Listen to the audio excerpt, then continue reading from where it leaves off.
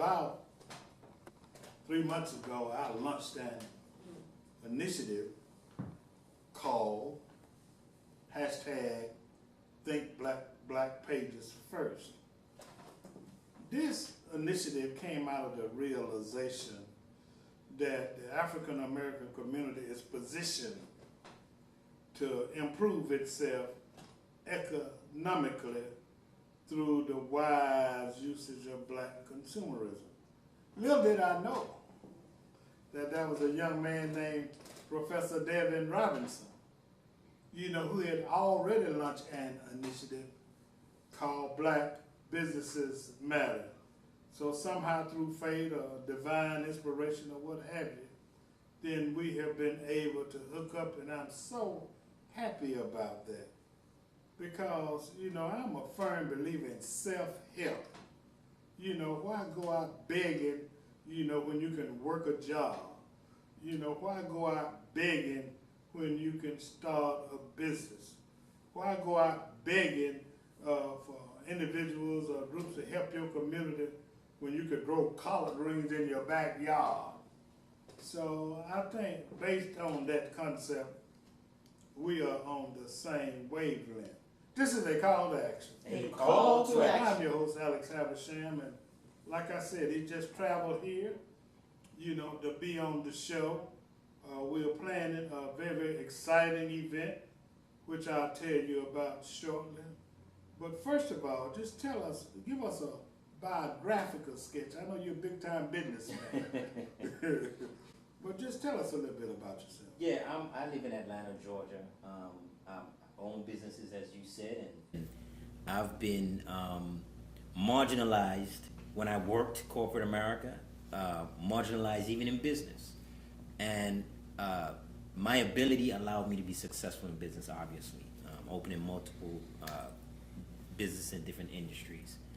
And throughout that process, I would find people often asking for help, trying to do the same thing or with their business or trying to, actually start a business. So I started helping individuals over a decade ago get into business and stuff.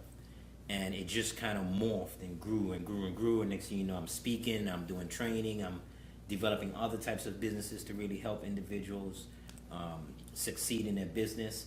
I've also been a professor, why individuals call me professor of business and economics in Atlanta at 3 different colleges and universities, teaching retail, multiple economics courses, business courses. So my ability to help people matriculate in thought is not just stumbled upon. I've actually been practicing that in formal classrooms. But obviously we have our own companies. We have 2 schools ourselves, helping individuals do the same thing. So written 8 books, actually working on my 9th right now, called Power of Black, How African Americans Can Win in the 21st Century. Speaking about the different aspects of our spending, utilizing technology, leveraging each other, actually exploiting our own culture. Some of the things that we do culturally, and as you mentioned previously, our consumerism usually goes to the benefit of other people. So learning how we can exploit those types of things as well, I talk about in the book. So that's pretty much me in a nutshell. We have a team in Atlanta, full-time staff, that we do this every day. And about a year and a half ago, I started the Black Businesses Matter hashtag. We really didn't do a whole lot with it then. And really what inspired me to start that hashtag was watching the Black Lives Matter thing, right? And I sat back and I kept watching it, like they're talking about Black Lives Matter, and I'm like, we can't force people to make Black Lives matter. In order for Black lives to matter, we got to make Black businesses matter. If we make Black businesses matter, it's an economic game out here, yes, right? Sir. So if we can strengthen our economics, the lives mattering will automatically be the byproduct. You know what I'm saying? Because people exploit us and take advantage of us because they know we're economically powerless, right? They know that we'll resort to maybe a protest or boycott or maybe some voting stuff. But when it comes to real power of land ownership, and I speak about that, America's 2.2 trillion acres, and we don't even own 1%. We own about 16 million acres, and the majority of those acres are owned by black farmers. You know what I'm saying? So just those types of things from other types of businesses. I've owned beauty supply stores over 10 years now, and I help individual open beauty supply stores. About a week ago, we opened our 81st store across the country. That is an industry, $15 billion industry. Less than 3% of the owners are black, yet 96% of the spending comes from black people. So 13,000 stores across the country, less than 400 are black owned. So that's just one example that kind of motivates me to do this. And then we finally had a moment to focus on the hashtag Black Businesses Matter campaign around February, and we launched a Facebook page. We're up to 15,000 likes now, and it's a very active page. We're gaining anywhere from 500 to 1,000 like events. People are opting into our newsletters, and now we're really putting some energy behind that. So that's really what allowed us to cross paths, and we're moving throughout the Southeast with our tour and our campaign, and pretty much that's me in a nutshell. Now, specifically and mechanically, what is your desire? Because oftentimes we have programs. Dr. King called us 10-day people. You know what I'm saying? We'll start something, we'll become interested, we'll become fired up, but later on, we kind of, drop by the wayside, and we forget it. And there needs to be something, and I'm sure you agree, and I've been working on this, well, close to before you were born, if not before you were born. There needs to be some kind of evidence of sustainability. That's the thing that bothers me. I mean, what's really interesting? And then, you're a smart man. You taught at all these universities and colleges that own all these businesses. So maybe you can help me come up with this and let me make the money. Give me a commission check, right? That's all I need. I'm messing with you. But you know what's amazing to me? If somehow we can parlay, all this social media and Facebook posts and entities into an economic conscientiousness. It's okay to see a picture of a pork chop. This is what I'm having for dinner. But what black businesses did you shop at? Right. What are you doing to try to take care of future generations? What are you doing to try to, I read somewhere, Doc, that, in other ethnicities, money circulate in their community about 18 days. Yeah. Well, I read somewhere that in the African American community, it's 6 hours. 6 hours, right? You know what I mean? Before we get it, it's gone. Excuse me. So I would like, first of all, I applaud what you're doing. Thank you. I appreciate what you're doing. And my hope is, since we're going to have you in our hometown, I'm going to give you a key to the ghetto. I ain't going to give you no key to the city. Because that's where the help needs to be. All right. I like that. All right. We're going to have you here. So mechanically, what is it that, hashtag Thank Black Pages First, which really ties directly in to hashtag Black Businesses Matter. What would you like to see as a mechanism, to concrete mechanism, to kind of move us forward with this thing, man? Yeah. So, obviously we have some deep-rooted problems, right? And just on the surface, we can identify where a lot of those things come from. We always talk about our many years in bondage and our mental adjustment. People like to say, well, blacks were the only one enslaved or whatever. Well, there's a difference because we were forced to alter ourselves mentally. We wasn't just physically bonded, right? So you have other people that are annihilated. People like to bring up the Jews and bring up Native Americans and bring up other ethnicities, but they weren't forced to strip themselves mentally. So what happened was we are standing on the shoulders of giants, of course, because we're great people that can break through difficult circumstances, but we're also standing on the shoulders of dysfunction that we have adopted to be being black, right? So we say that the things that we do in our society that may be wrong, that's keeping it real because we're black. Really, when it's just dysfunction. So we have to go a little deeper in the psychology of this thing and say, one of the main things that we do, and I have several programs in one of my businesses, Urban Business Institute, where we train entrepreneurs. We have a 1-year program. We have from 6 month to 1 year programs, and we take people off the street. And this real. This ain't Trump University. No way. No. This Urban Business Institute. Urban Business Institute. This ain't Trump University. Let me tell you how real it is. We got funds from the Obama administration to go out and train entrepreneurs in the inner city, right? So part of the training isn't just to show you how to do a business plan or balance a checkbook and finance. That's cool. But part of it is really getting to the psyche of our people to understand why we may do the things that we do, right? So just getting back to your point, it is a cultural battle more so than it is just an economic battle, because it's not that we're poor. We tend to be poor-minded. You know what I'm saying? So $1.2 trillion of our spending power, that's the size of the 9th richest nation in the world. Okay. Right? And we have that passing through our hands. You're talking about that's the money we spend. That's the money we spend. That's our spending power. $1.2 trillion, right? And that's our spending power, but we don't keep it, right? So we're a conduit. It just passes through our hands, right? So when people talk about our spending power, I like to also re-emphasize to individuals that yeah, we have the spending power, but we don't have the check writing power. Meaning, the money that we're getting is not from ourselves. It's not from our businesses. A lot of times it's from employee or maybe some government programs or whatever. Absolutely. The majority of our money is not organically bred through businesses and circulating with each other. So that means that we are still at the mercy of other people, even though we have $1.2 trillion. Because they can wake up tomorrow and say, you know what? We're going to band together and fire all black people from our roles, and we will look like 1865 again, wandering the streets, wandering the plains, trying to find where we're going to survive, how we're going to survive. That's what it can automatically look like that next week.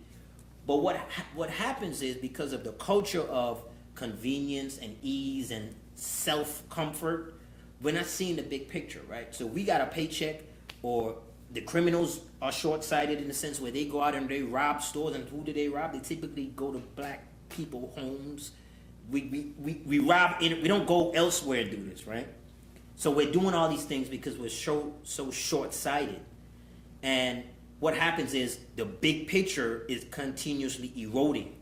But we don't see it as so much of a big problem because we have a check hitting our account every other week.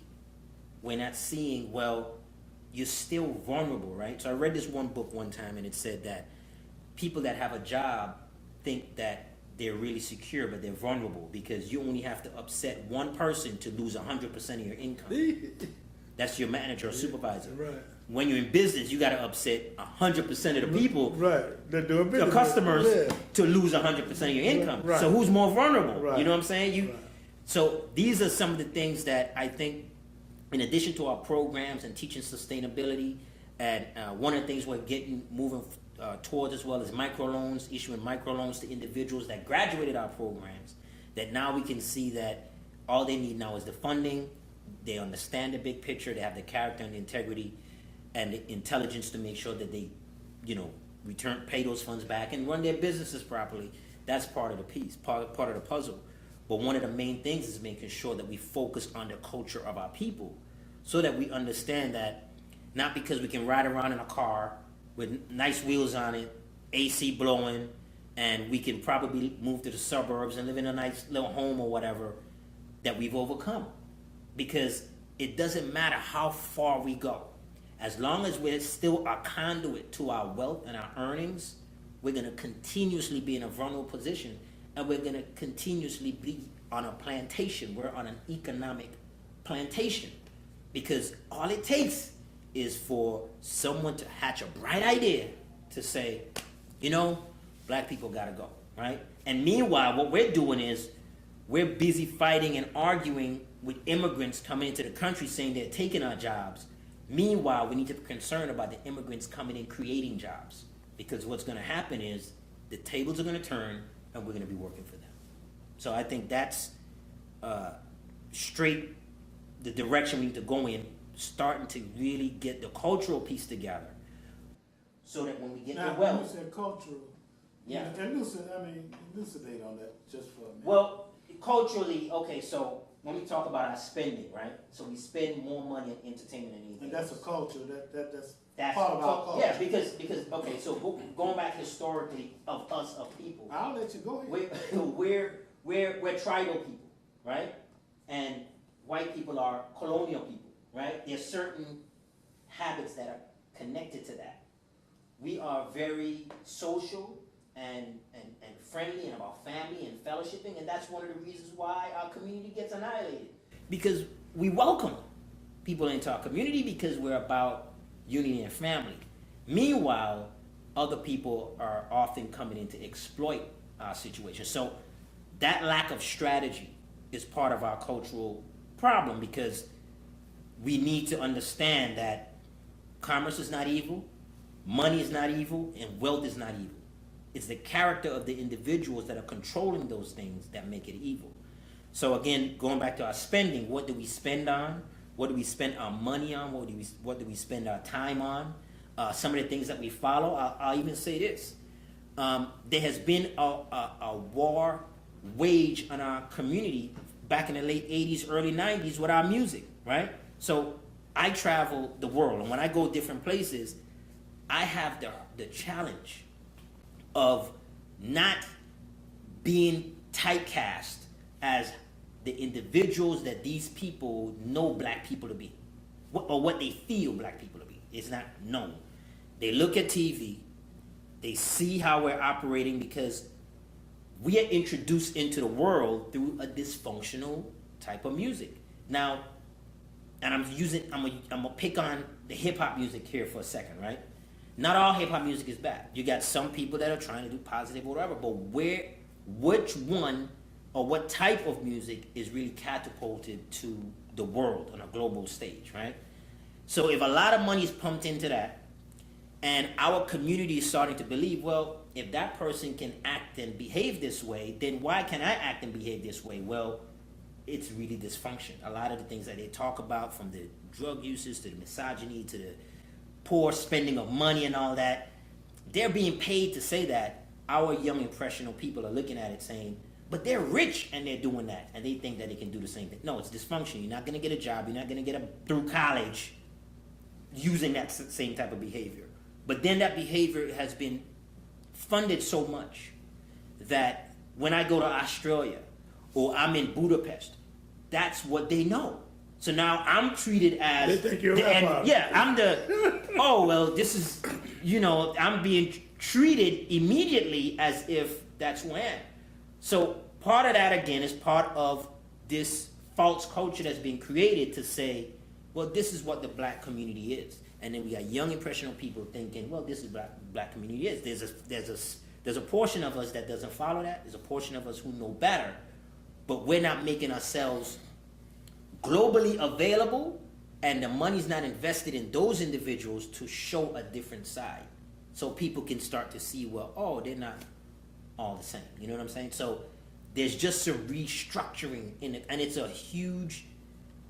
lot of heavy lifting that has to take place, because we're fighting billions and billions of dollars that are saying, no, behave this way, act this way, be this way. If you don't be this way, you're selling out. And we're coming along trying to tell them a different message in our communities, and they're like, oh, you're uptight, oh, what's the big problem, right? So I'll tell you, I spoke at a conference last week, and one of the things that often comes up as well is, why I gotta be about race? Why I gotta be about black this and black that, right? As if being pro-black means you're anti something else. And you're not anti anything else. What I'm saying is, if we look at the facts, the black community is the community that's at the bottom. We have a larger population than the Asian and the Cubans and a lot of, but economically, we're still at the bottom. How could you say that that's a problem? Me speaking to the people that is statistically at the bottom. If you're telling me that I shouldn't say this to the black people to empower them, then it sounds to me that you're the one that's being anti-black more so than I'm being anti anything else. You know what I'm saying? And to be quite honest, I tend to get in trouble with my mouth sometimes, but I'll say the white community has had almost 400 years saying white only, and it worked out for them. For us to say black only or support black, it is just an empowerment message. And we are just hoping that it works out for us as well in the long run. I'm not talking black supremacy, I'm talking black equality. That's where I come from with it. And we have to get into our communities to preach that same message. Wow. Well, that is so very interesting. And we're going to talk about the upcoming event, in a minute. And I'm so excited, man. I know I didn't generate or create this concept, but I've been preaching it for a quarter of a century. And I'm very, very hopeful that through our collaboration and what have you, we can see that thing moving forward in a positive manner. Yeah. Even if it's inching. Yeah. Even if it's another $1 a day that stays in the community. I'd love to see that. This is a call to action. A call to action. Interviewing Professor Devin Robinson of the Urban Business Institute and Black Businesses Matter. We're back with Professor Devin Robinson,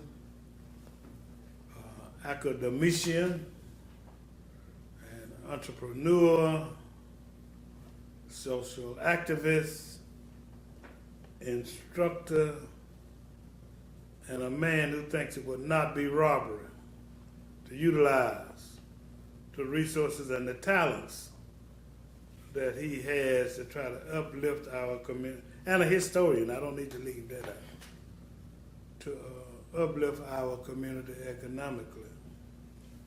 And we were having what I'm calling a meeting of the minds, because he and I have similar or the same mission, which is to uplift the African American community through the power of black consumerism.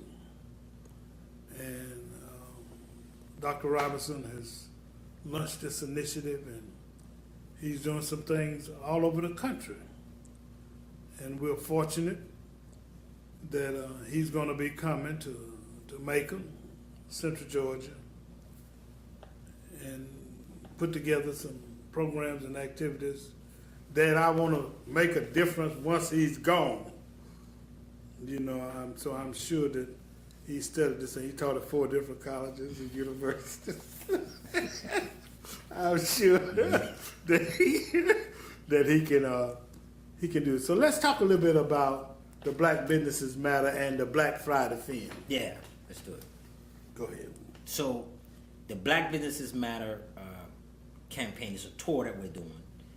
We're actually hitting the entire country. We're doing the Southeast first. So there are many different cities we're hitting in the Southeast. What we're actually doing, if individuals go to our website and look at the places that we're hitting, we're going into smaller but black populated cities, right? Because like Macon, Georgia, Valdosta, Augusta, Albany, Florida we're going into, South Carolina, Charleston, these different places. Because those are the cities that tend to be overlooked, right? So you got the big cities, metropolitan areas, everyone's urban, and they're feeling savvy. They think they're savvy and they're doing these different things, and there are resources available, right? But a lot of the smaller towns have been left behind. We see people leave the small towns seeking better opportunities in the bigger cities, and that really doesn't have to be the case, because like I always say, you don't get wealthy and then leave people behind, because that only perpetuates the problem in that area. Right. So we're going to the different cities in the Southeast. Once we're finished with the Southeast, we're going Northeast. We actually got a booking July, I think it's the 9th, at Donnie McClurkin's church in New York City. So we're kind of deviating a little bit to go there, deal with that, and then come back to the Southeast. But then after that, we're hitting multiple cities in the Northeast. then we're going to the Midwest, and then we're going to the West. And that's going to cover the entire year. At that point, I'm going to reassess, stay in communication with all the different agents that has been in the different cities, see how we can connect those dots from the different cities with the different venues and individuals that helped us in those cities, to see how we can leverage that, the connections that we made throughout the tour, to see if we need to continue with the tour, or maybe now we go into the next phase of the upliftment of the Black community, whether through training, implementation. programs. Yeah, exactly. So we're going around getting the awareness going with the Black Friday film. It's a eye-opening film. When you know, tons of individuals are in there, from the statistics to the real change agents, talking about the issues of Black Friday. I mean, the top question that spawned the film was, will you leave bills or benefits? Right? I love it. Yeah, so people started to sit back and really think about it. So we got Hill Harper in the film. Man, we've been talking 30 minutes. And Have we? Yeah, we have. And we need to plug this event. Okay. But anyway, Dr. Robinson is going to be here at the Douglas Theater on July the 7th at 6 o'clock with a panel discussion. He's going to have some individuals to come. Right. We're going to have a couple of local people, and the film is going to be shown. And then hopefully we're building a roadmap to move the community forward.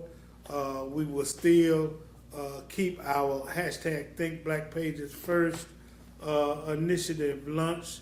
And this is going to be, now let me tell you something. We expect for it to be no standing room. So my suggestion is for everybody to come early, because this means, look, this activity has meaning for everybody. Individuals who are in businesses, individuals who are part of an organization, individuals who are part of the educational community, grandmamas, because you want to make sure that your grandchildren have a positive future. So that's July the 7th at 6 o'clock at the Douglas Theater, and through social media and other means. But, you know, I want to thank this young man, you know, for coming down. I want to thank him for his vision and his initiative and his foresight. You know, he didn't, you heard the man say he gonna do it all over the country, you know, and, you know, guess what? Kentucky Fried Chicken started with one restaurant. Now it's all over the country, and an initiative to uplift the community economically, particularly, you know, has started with him. And I hope Black businesses matter, become finger-licking good. And I'm sure that it will, under the direction of Professor Robinson. That's July the 7th, 6 to 8. Dr. Robinson will be there, along with a lot of information that's going to help to uplift our community.